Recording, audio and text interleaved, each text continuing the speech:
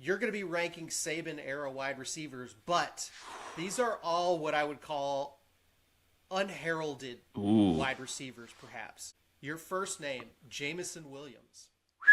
It's super underrated even now. He's only a couple of years removed from the program, but the guy had 1,300. I may be underestimating this, yards receiving. He had double-digit touchdowns, I think. In terms of production, I don't know how I can't go lower than 2 for Jameson Williams. Your next name, Jaylen Waddle.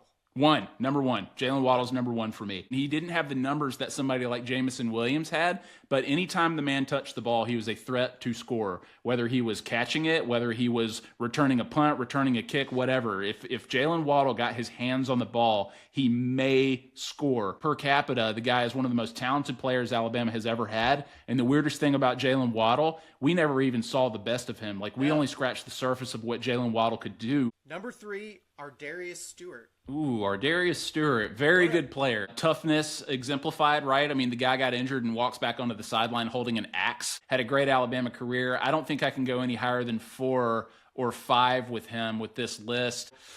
Oh, I feel bad about this. I'm going to go 5, Ardarius Stewart. Next one, Kevin Norwood. Oh, Kevin Norwood, Mr. Clutch, right? He has a clutch reputation.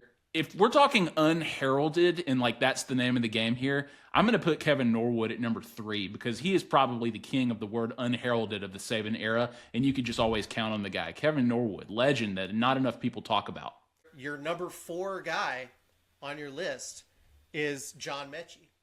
Ooh, John Mechie. Okay, I feel okay about this. 2021 is just one of those years you look back and think, man, what could have been, right, if John Mechie hadn't been hurt for those last couple of games. But that's woulda, coulda, shoulda. We're getting into if Colt hadn't gotten hurt territory, and we don't want to be there. John Mechie, also a legend for knocking the hell out of a Florida player. And had that been the only play he ever made as an Alabama player, he would have been worthy of a Daniel Moore painting. He made a number of huge plays that season and was a big reason Alabama were national champions. I feel good about this list. I think you did a good job. I think you nailed it there.